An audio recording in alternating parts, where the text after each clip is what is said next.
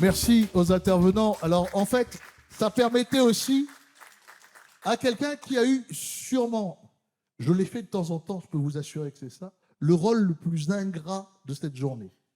Imaginez qu'à partir du moment où commence la conférence, vous soyez astreint à rester sur votre siège, quels que soient vos besoins, vos envies naturelles ou autres, parce que vous êtes supposé, à la fin de la journée, après 3 tables rondes, restituer et porter votre regard sur l'ensemble de la journée et de ce qui s'y est dit. Alors, je vais vous demander d'avoir beaucoup de bienveillance et d'accueillir Kevin Serveau, directeur de l'attractivité du territoire et des images. Déjà, avant de résumer cette journée qui a été riche en échanges avec des interventions qui étaient très intéressantes, je voudrais moi aussi remercier le CCE, donc avec son président, M. Roger Ramchetti, avec ses élus, avec également les équipes et notamment Magali pour l'organisation de cette journée, les différents intervenants et intervenantes aussi. Parce que c'est une séquence qui était nécessaire de pouvoir poser le sujet sur la table, d'entendre différentes positions et sur différents sujets. Ce que j'ai fait, c'est, je vous montre, hein, la première chose, c'est que j'ai pris des notes sur l'intégralité en fait, des séquences depuis le début et ça fait à peu près 13 pages. Mais étant donné qu'on va faire en sorte aussi d'aller sur de la synthèse, ce que j'ai fait, et je vous avoue, non pas par fainéantise, je me suis dit que quand même, on était en train de parler beaucoup d'intelligence artificielle aujourd'hui. Et on a entendu beaucoup de paroles, mais on n'a pas entendu l'intelligence artificielle elle-même. C'est pour ça que j'ai pris ma synthèse et je l'ai confiée à une intelligence artificielle qu'on connaît bien entre nous, c'est ChatGPT. Et j'ai posé la question qui était celle qui a été formulée par le CCE. Donc, qu'est-ce que le contenu de nos écrans raconte-t-il de la réunion aujourd'hui? Donc, il m'a fait tout un résumé avec les différents points. Ceux qui sont intéressés, je pourrais leur transmettre la partie développée, mais je vais vous partager le résumé. Donc, ce que ça dit déjà, c'est que ça raconte une réunion en quête d'équilibre. Donc avec une ouverture mondiale et une affirmation identitaire, entre innovation technologique et préservation culturelle, entre méfiance et espoir vis-à-vis du numérique, et entre fragmentation des médias et volonté de co-construction. Alors je ne sais pas vous, mais je trouve que c'est quand même bien résumé de ce qui s'est dit aujourd'hui. Donc preuve que l'IA peut aussi, on va dire, être un bon outil. Ensuite, la deuxième chose, c'est là, je lui ai demandé de faire mon rôle en fait. Hein. Donc, mais après, rassurez-vous, je vais le faire le mien avec mon regard. C'était de faire en 8 lignes maximum, donc une conclusion et les perspectives, avec donc comme idée clé le fait que à la Réunion on se trouve à un tournant où le numérique et l'image deviennent des miroirs de notre identité, que nos écrans témoignent du fait qu'on est une île créative qui est traversée par des influences mondiales, mais qu'on souhaite véritablement réaffirmer notre singularité. Que l'enjeu n'est pas de subir de la technologie, mais d'en faire un outil de transmission, d'inclusion et de mémoire, entre innovation, éthique et humanité. Et ça, vous avez été plusieurs à insister dessus sous différentes formes. L'éthique est revenue énormément, l'humanité aussi, faire en sorte que ce soit au service en tout cas, et que ce soit un modèle d'expression propre, ouvert et enraciné, et qu'il y avait la formation qui était essentielle. Ça, Alain Séraphine l'a bien expliqué. Des capitaux aussi à appuyer avec une coopération des acteurs, la souveraineté culturelle et que chaque image diffusée dise quelque chose de notre pays. Alors Anne, t'as vu, qui a pris un petit peu de créole rayonné. Voilà. bien retranscrit pour une fois. Et en plus, je n'ai même pas demandé. Hein. Il a fait de sa propre initiative. Donc, une fois qu'on a dit ça, quand même, je vais jouer le rôle qui m'a été confié, donc d'avoir cette fois-ci ma perspective. Mais ça me semblait important quand même aussi qu'on puisse avoir la synthèse au niveau de l'IA. Et je trouve qu'elle ne s'en sort pas très mal. Donc, ce que j'ai fait, donc moi, c'est à partir de ces prises de notes avec les différents points, j'ai mis à chaque fois en jaune qu'est-ce qui me semblait essentiel. Et j'en ai fait une extraction qui est ici. Donc, comme le délai est assez court, là je partage avec vous mes notes, hein, mais je vais le reformuler à l'oral. Donc, il y a des éléments de contexte déjà. Le fait qu'on a une méfiance vis-à-vis de la science et des médias, qu'il y a une vraie nécessité au niveau des technologies, je le mets volontairement de manière assez large, même si on a beaucoup ciblé sur l'IA, de prendre en compte la diversité rayonnaise et ce qui fait notre identité. Il y a une expression que j'ai bien aimée, c'était celle de Madame Profil au début, c'est « cosa nena don Bertella ». Et en fait, c'est un peu ça aujourd'hui quand même. C'est beaucoup de changements qu'on voit qui sont rapides, mais on ne sait pas trop qu'est-ce qu'il y a dedans. Et le mérite véritablement de la journée d'aujourd'hui, c'est qu'on a essayé collectivement de voir un petit peu plus clair à l'intérieur. Donc, je pense que une des conclusions, c'est l'IA n'est qu'un outil. Et ça, c'est important de se le dire, parce qu'on a parlé à un moment donné de l'IA fait ci, l'IA fait ça. On a l'impression que c'est un truc qui est une divinité ou quelque chose un peu surnaturel auquel on fait appel. Mais derrière l'IA, rappelons-nous, il y a des humains avant tout. Et quand même, c'est nous qui sommes en train de paramétrer l'IA aujourd'hui. Demain, ça peut évoluer. Et si on fait rien justement aujourd'hui, les choses peuvent ne pas être cadrées. Il y a le fait aussi que les discours qu'on se pose aujourd'hui et ces problématiques, c'est pas nouveau. Et ça a été très bien rappelé ce matin. C'était les mêmes appréhensions lorsqu'on a eu d'autres avancées technologiques avec la télé ou avec Internet. Tout le monde disait que les livres allaient disparaître. Alors, ça a beaucoup évolué, on est d'accord, mais il y a des choses qui sont toujours là. Et tout comme les nouvelles technologies apportent du changement, mais c'est des évolutions de pratiques. Et ça ne veut pas dire que tout va aller mal. Encore une fois, ça dépend aussi de ce que nous en fait, et rappelons-nous que ce sont des usages. Chose aussi intéressante que je trouvais, c'était le fait qu'on est avec une invention permanente, et notamment avec notre wiki local, le modèle qui existait avec la radio. Et en fait, ça montre aussi qu'au niveau de la Réunion, on a cette capacité à imaginer des choses, à être un territoire expérimental. Alain Séraphine disait que si le monde est une île, la Réunion en est sa maquette. Et vraiment, partons là-dessus et expérimentons des choses. Ne laissons pas subir, ne nous laissons pas être victimes de la dictature de l'algorithme. Mais il y avait aussi cette idée, en tout cas ces propositions, de se dire on peut composer avec l'algorithme et en quelque sorte en faire ce que nous on veut. Ça, c'est un point qui est important. Ensuite, donc, le fait qu'on soit dans une démarche aussi pour le territoire et ses habitants. Donc là, vraiment, de réinsérer l'humain dans tout ça, avec comme enjeu une valorisation du numérique, de la culture, l'inclusion du numérique. C'est aussi avancer, mais sans mettre de personnes sur le côté. Donc, faire cet effort-là aussi. Avec un enjeu de protection des données. Donc, le fait que l'IA, derrière, quand même, c'est un certain nombre d'informations qu'on utilise et de faire en sorte qu'elle puisse être protégée. Un sujet important aussi, c'est dans tout ça, de permettre aux gens de développer leur esprit critique. On a parlé d'éducation à l'image, de formation, et je pense que c'est là aussi, finalement, un peu le cœur du sujet.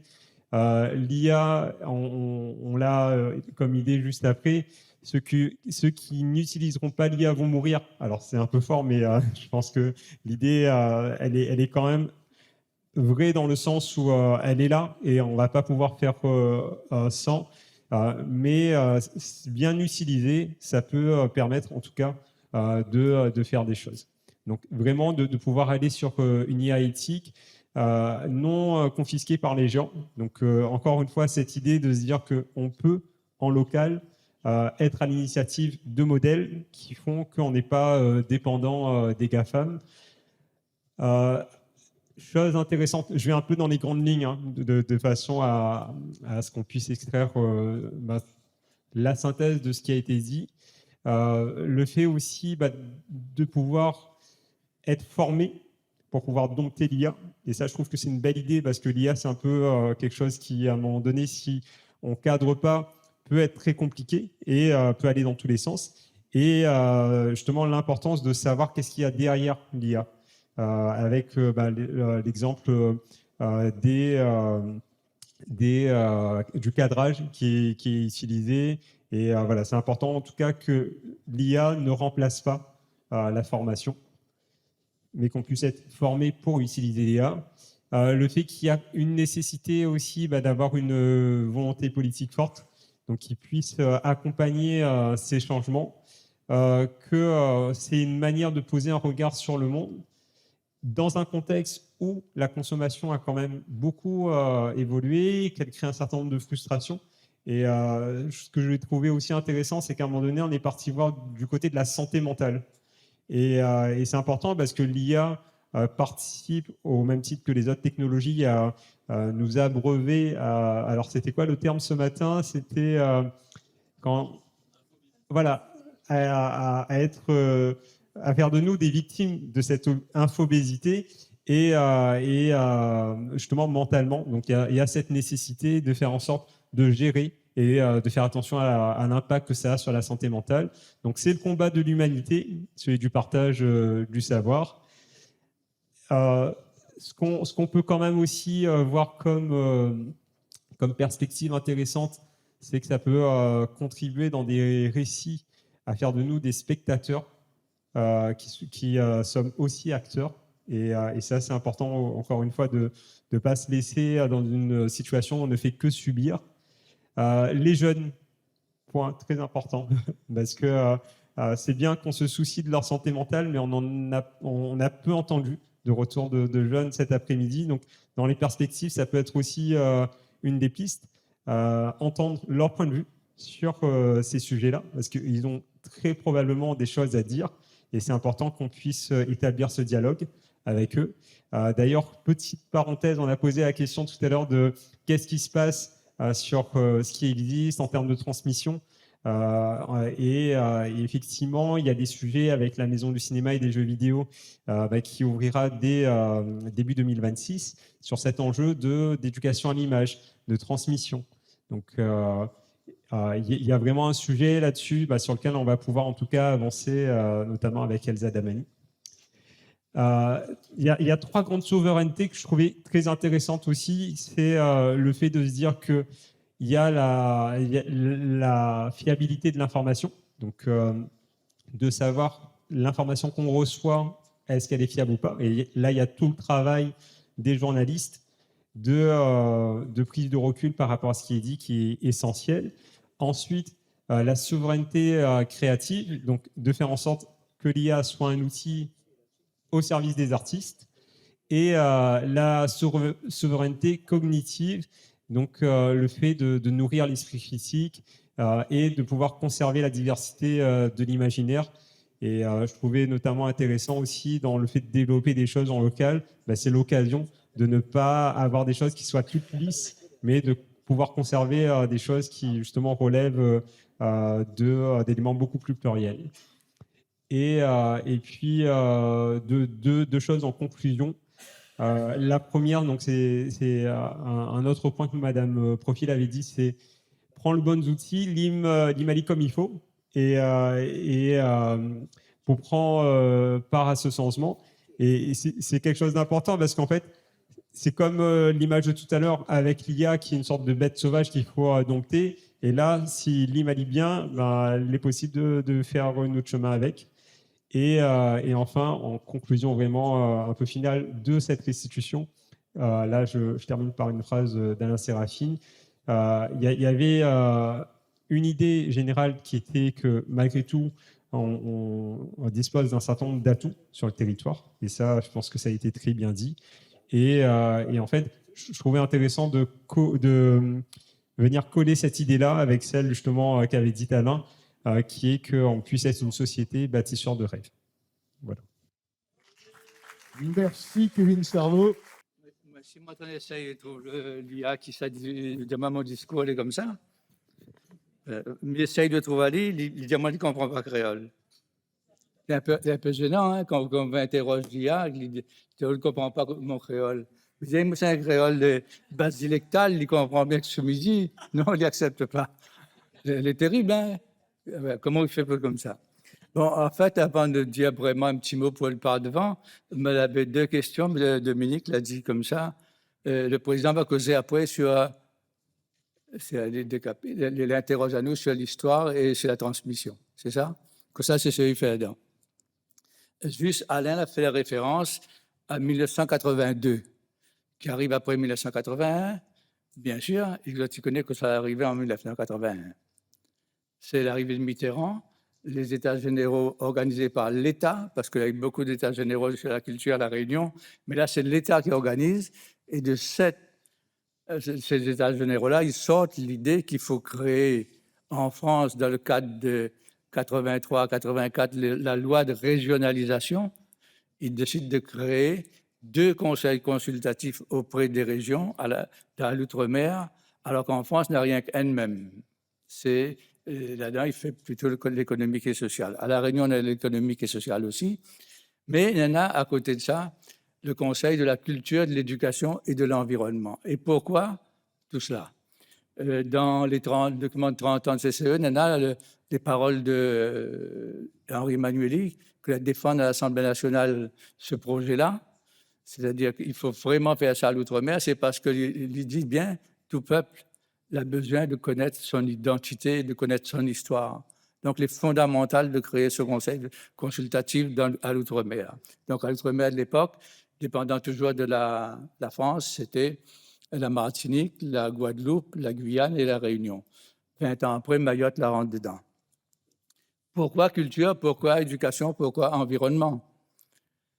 La culture, c'était, Henri Emmanuel a bien expliqué. Et nous, que ça nous fait aussi, nous, de temps en temps, mais de temps en temps, il est quand même une fois par an, il cause dessus que ça, il est notre identité réunionnaise, notre identité créole. Et ça, c'est un débat très compliqué, parce que un peu de monde a dit qui ça, les Réunionnais, que c'est pas Réunionnais, sur un passeport, sur une carte d'identité, on peut trouver ça. Mais dans l'état d'esprit, il est difficile de dire, ah oui, il est créole, il n'est pas créole, il est réunionnais, pas réunionnais, etc. Il est créopolitain, il est ceci, il est cela.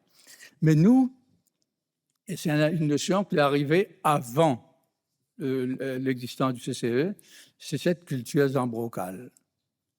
Et m'y répète pour certains, qu'il y en a 2, 3 membres du Conseil de la culture sur le thème que l'a dit. Nous n'avons pas d'élu au CCE. Hein. Nous n'avons pas élu, c'est le désigné. C'est les personnes désignées par l'État, donc le préfet. Ce n'est pas la région qui désigne les membres du CCE, c'est l'État. Il faut être bien clair là-dessus. En fait, le Zambrocal, le comme ça, c'était à bout de à peu près 20 ans de ça, il dit, il ne veut pas que notre culture y associe une affaire qui mange. Ah, c'était difficile à écouter. Il dit, comme ça, notre culture, ce n'est pas un manger. Ah. Mais, midi à comme ça, il y a 6 ans, vous êtes proposé une autre définition. Jusqu'à aujourd'hui, la point. La point, parce que je n'ai pas trouvé meilleure explication que dans le fameux Zambrocal. Et qui il rapproche à nous beaucoup des Seychelles. Parce que là, on l'a dit que dans le mot créole là, la culture créole là, il prend tout ce qu'il vient, toutes les composantes l'a amené, et il met tout ce qui est bon ensemble. Il essaye de faire de ce zambrocal qu'il y a un plat unique avec tous ses apports, le riz, le grain, la viande, les épices, tout ça là, un plat n'a bon goût, c'est un plat particulier, mais où on retrouve le goût de toutes les bonnes épices, de la viande, du riz, des grains, tout ça là. Mais ils ne défendent pas aussi, manger du riz blanc, un carré haricot, bien carré gros pois, ou un rougail saucisse ou autre chose. Voilà. Donc, un, ils ne défendent pas l'autre. Et ce créole-là, il fait notre force. Et donc, les vrais, nous n'avons pas trouvé un autre pour l'instant. Si un monde un jour, il pense qu'autre chose, tant mieux. Mais je dis bien, ce mot créole-là, il correspond un peu à ce que les Seychelles, ils voient comme nous. Quand ils causent avec eux, ils causent pareil. Et les vrais, si tu connais bien un peu l'histoire, bon peu de monde Seychelles, on a des ancêtres à La Réunion. Et on a cousins, cousines qu'ils découvrent par hasard quand ils sont pas à Seychelles. Hein. Maintenant, on peut Payette, Waro, toutes ces histoires là-bas. Maillot, le directeur, elle trouve sa cousine là-bas, parce que c'est la même famille, des choses comme ça. Donc, ça, mais nous les particuliers, ni les Antilles, ni Maurice, ni Madagascar, n'imaginent pas la chose comme nous. Parce que créole, à la base, c'est pas une culture, c'est pas une définition comme ça. Créole, c'est un monde. C'est l'enfant de quelqu'un qui sort dehors, son enfant, il est né ici. D'abord, elle a dit que c'était la France, c'était l'Europe. Après, elle a dit que c'était n'importe quelle composante, qu'il peut sortir de la Chine ou bien de l'Inde ou d'Afrique. Il peut baptiser créole parce qu'il est né ici. Bon, d'abord, on peut dire ça, il aurait été créole au départ. Hein. Donc, dans ce cas-là, vous ne connaissez plus très, très bien s'il faut associer uniquement de monde. La bonne définition de culture créole n'existe pas à ce moment-là.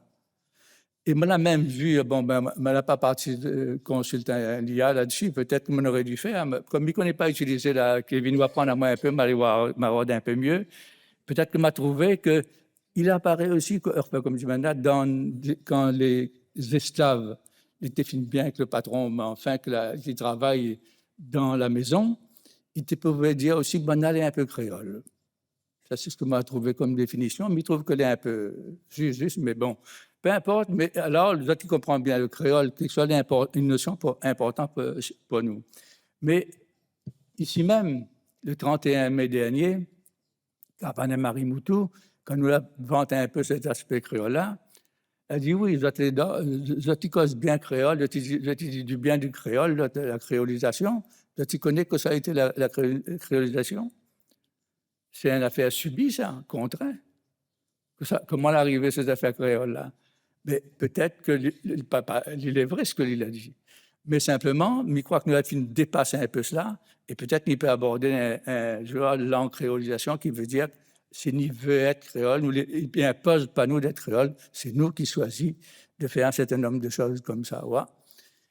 Et et là, il répond à la deuxième question, là, c'est sur le marqueur d'identité. Tu connais une manifestation qui vient de l'UNESCO, la Journée internationale de l'UNESCO pour le dialogue et le développement. Hein.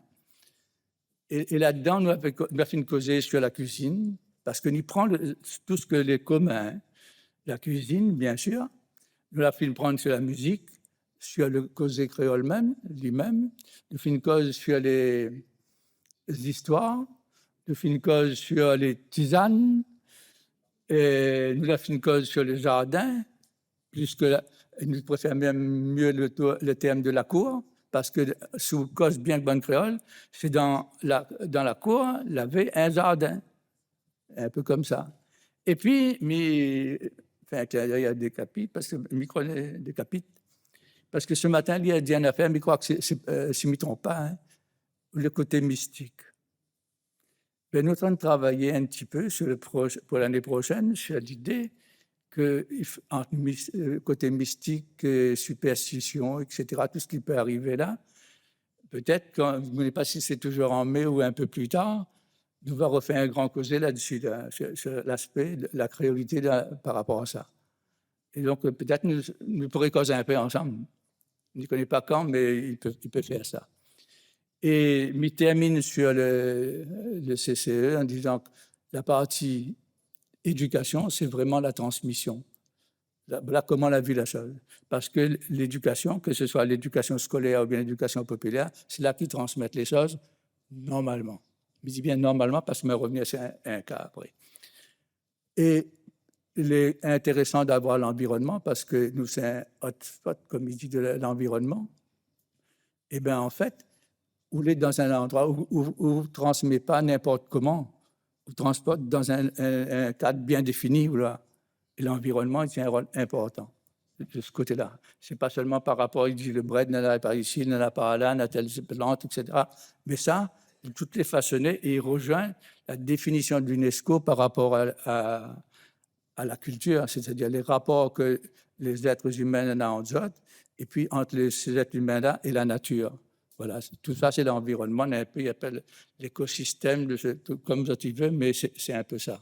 Donc, voilà pourquoi culture, éducation, environnement, nous les là.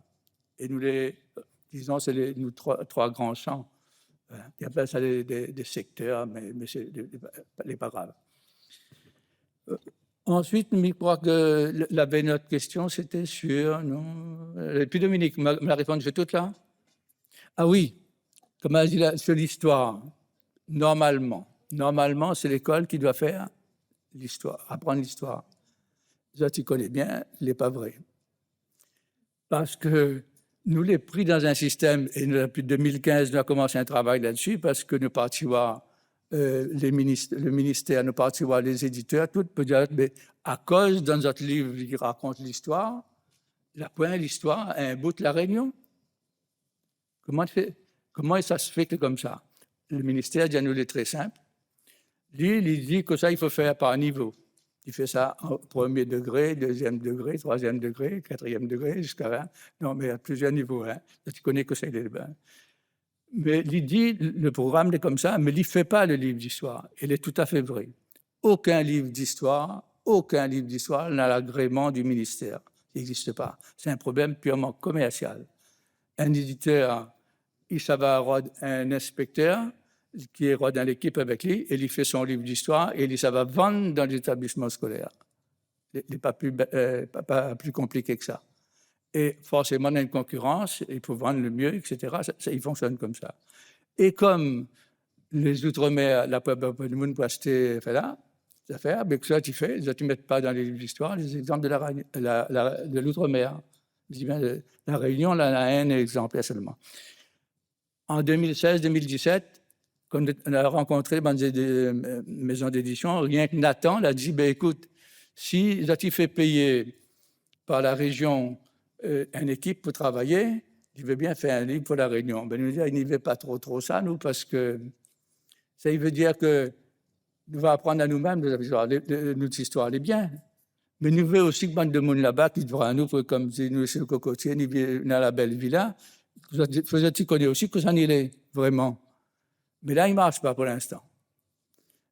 Nathan a fait seulement 3 articles. Il a parlé un peu de tourisme à La Réunion, un port en Guyane, en Martinique ou en Guyane, là-bas, dans les Antilles. Mais il a voulu volontairement qu'il veut faire un effort, mais il faut qu'il y mette les moyens s'il veut qu'il change son livre d'histoire, parce qu'il faut trouver du monde pour faire photos, pour faire les articles, tout ça, parce que tout ça, il paye. Voilà comment il fabrique l'histoire.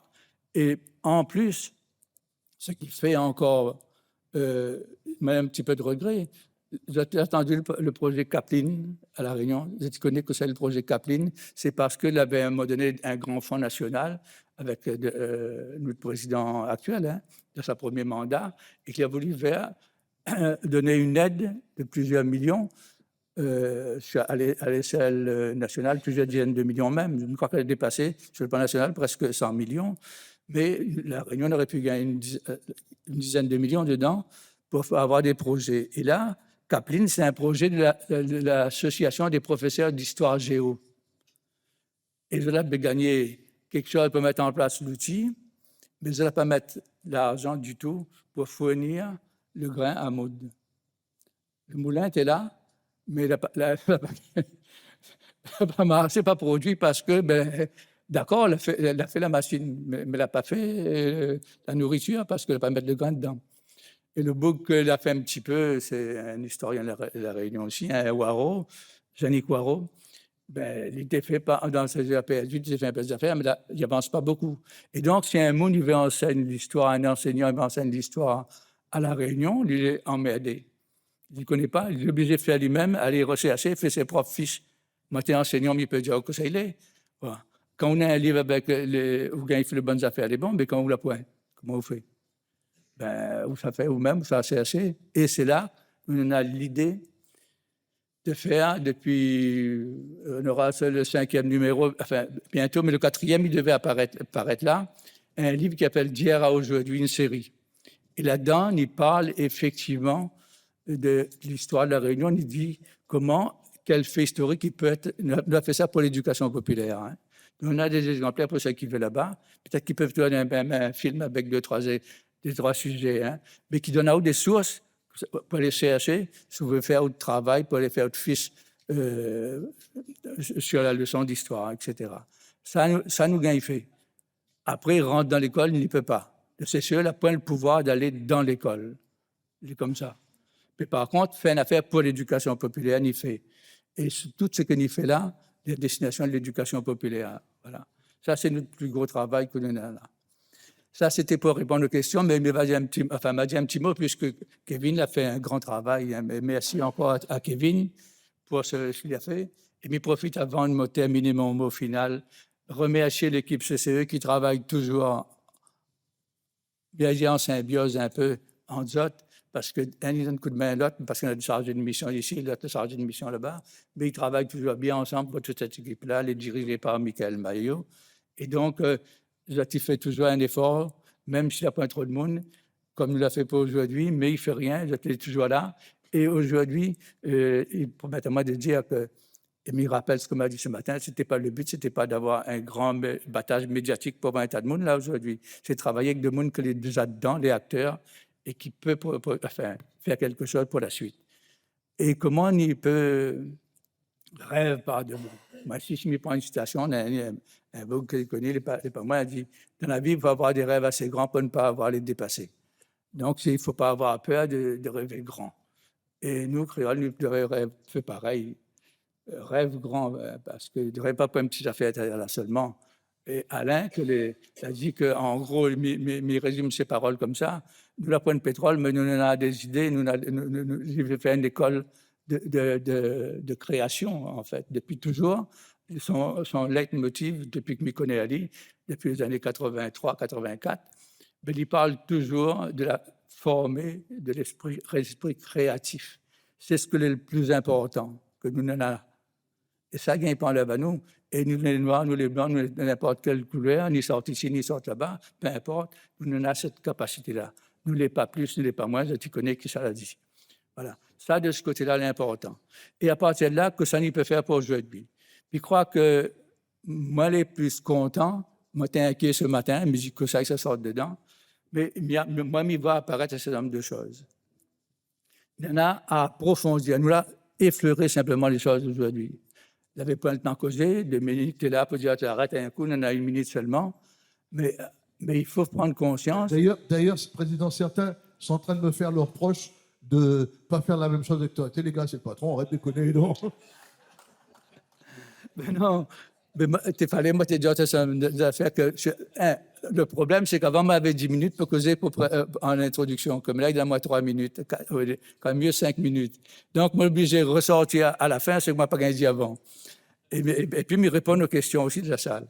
Donc, nous laisse pratiquement sûrs, nous va avoir le rythme, nous va apprendre, enfin, tout le monde a donné notre coordonnées. Nous aura l'occasion de faire une réunion pour dire comment on imagine la suite. Nous avons l'habitude de faire ce qu'il appelle un sorte de comité d'organisation.